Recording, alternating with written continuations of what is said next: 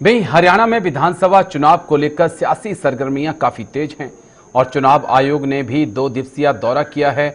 ऐसे में सभी राजनीतिक दल चुनाव को लेकर तैयारियों में पूरी तरह से जुट चुके हैं।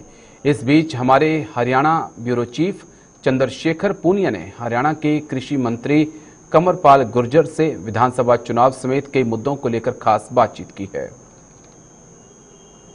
हरियाणा के कृषि मंत्री चौधरी कंवरपाल गुर्जर इस समय हमारे साथ मौजूद हैं। सर, पहला सवाल तो मेरा यही है कि चुनाव आयोग का 2 दिन का दौरा रहा चंडीगढ़ में, चुनाव को लेकर आपकी किस तरह की तैयारी है, तो ये बताएं। देखिए, हमारी तैयारी तो हमेशा रहती है। हम कोई ऐसा नहीं है कि चुनाव के दौरान ही कोई काम शुरू करते हैं। हम पूरे 5 साल अपने संगठन को पूरा रवा करते हैं, उसका हम काम करते रहते हैं और उसको संगठन को मजबूत करने का काम हमारा 5 के 5 साल चलता रहता है। और हमारी पूरी तैयारी है, जिस टाइम भी चुनाव आयोग घोषणा करेगा तो हमारे कार्यकर्ता तैयार हैं। हम कार्यकर्ता पे आधारित पार्टी हैं। तो कब तक आचार संहिता का, क्योंकि बताया जा रहा है 25 अगस्त 20 अगस्त, तो कब तक आचार संहिता लग सकती है? जो के अनुमान ही है, अब पक्का तो कोई नहीं कह सकता, पक्का तो चुनाव आयोग ही कह सकता है।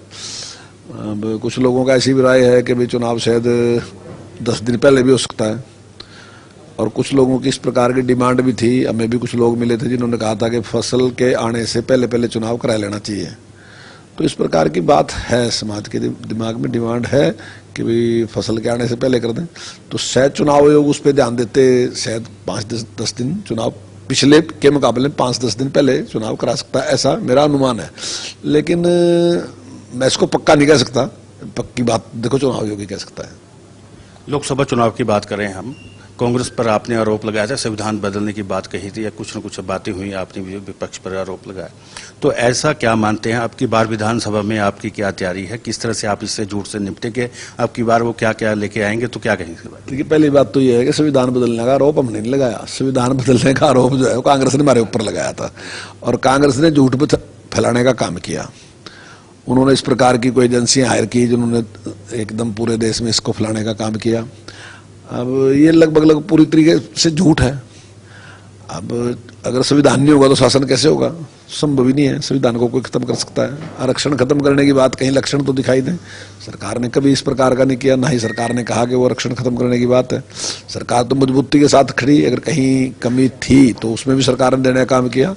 तो मैं समझता हूँ कि कांग्रेस इस प्रकार के झूठ अक्सर बोलती रहती है। पिछली बार भी उन्होंने ऐसे ही झूठ बोला था, उससे पहले भी उन्होंने पिछली बार उन्होंने एक झूठ चलाया था कि मंदिर तोड़ दिया, मंदिर तोड़ दिया, मंदिर तोड़ दिया, तो सारी जगह फैलाया। उसके बाद तो कहीं नहीं आए वो कहने के लिए कि कहा था, कौन सा मंदिर था, कहाँ टूटा था वो।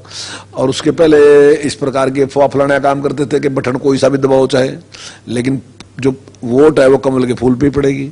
लेकिन कई जगह स्टेट ऐसे हैं जहाँ कांग्रेस की सरकार आई तो वो कैसे आई, और एमपी में भी 99 सीट कांग्रेस ने जीती, और अन्य दल हैं उन्होंने भी सीटें जीती।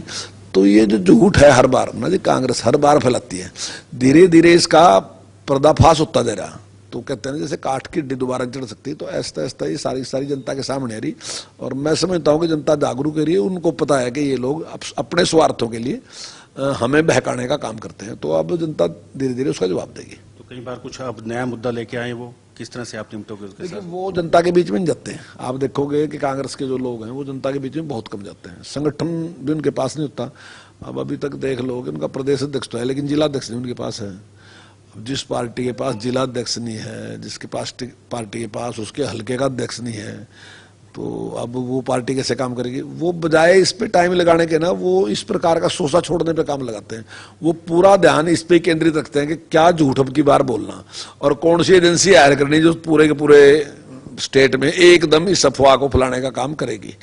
और जब तक आदमी संभलता रहता है तब तक काम नहीं मिट लेता, और उसके बाद वो सोचता है कि भाई ये तो मुझे बहकाने किसने वोट ले लिया।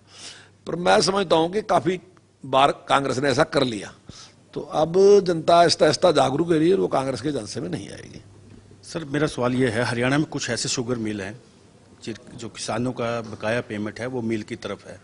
हम नारायणगढ़ शुगर मिल की बात कर लेते हैं, जो पिछली पेमेंट है वो 22 करोड़ अभी भी बाकी पड़ी है, और 2 महीने बाद शुगर मिल फिर दोबारा चलने की तैयारी पर। तो किसानों का पिछला पैसा अभी तक कब तक उम्मीद आने की है कि अब तक क्या कहेंगे आप?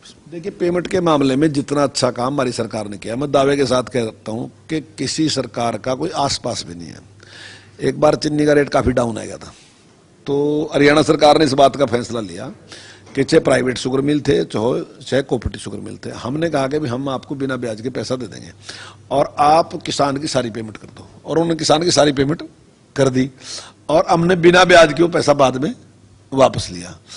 अब जहां तक नारायणगढ़ मिल की बात है, इसकी हालत काफी खराब है। हालांकि सरकार इसको आज चलाने का काम कर रही है और सरकार का प्रयास है कि किसी भी किसान का पैसा नहीं रहना चाहिए।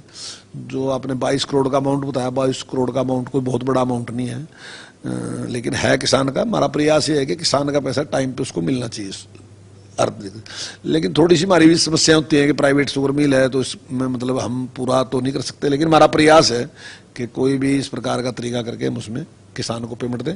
जहां तक हमारे दूसरे मिल है, कोऑपरेटिव मिल है या दूसरे अन्य प्राइवेट मिल है, वहां किसी का पैसा कोई बकाया नहीं है। तो आप क्या मानते हैं कि शुगर मिल चलने से पहले क्या इसकी जो किसानों की बकाया पेमेंट है वो क्लियर हो जाएगी? देखिए, हमारा प्रयास यही है कि, लेकिन फिर भी वो मिल जो है वो प्राइवेट मिल है, सरकार की मिल नहीं है। तो हमारे भी लिए भी कुछ चीजें ऐसी हैं, सरकार ही हैंडल कर रही है उस बिल को, सारा कुछ रेख देख सरकार की उसमें ही हो रहा है। देख रेख सरकार के हैं, लेकिन टेक ओवर नहीं सरकार ने अभी तक किया उसको। सरकार के पास नहीं है, प्राइवेट ही, लेकिन हम इसलिए देख रेख कर रहे हैं क्योंकि उन्होंने ज्यादा हालत खराब कर दी थी किसान की और बहुत लंबी पेमेंट उन्होंने रोक ली थी। अब तो ये बहुत छोटी पेमेंट है, पहले उन्होंने बहुत लंबी ज्यादा पेमेंट रोक ली थी। तो हमारा प्रयास है कि हम समय पर किसान को उसकी पेमेंट दें। शुक्रिया हमसे बात करने के लिए। ये थे हमारे साथ कृषि मंत्री कंवरपाल गुजरी। कैमरामैन कुमार के साथ चंद्रशेखर पुनिया, जयगढ़।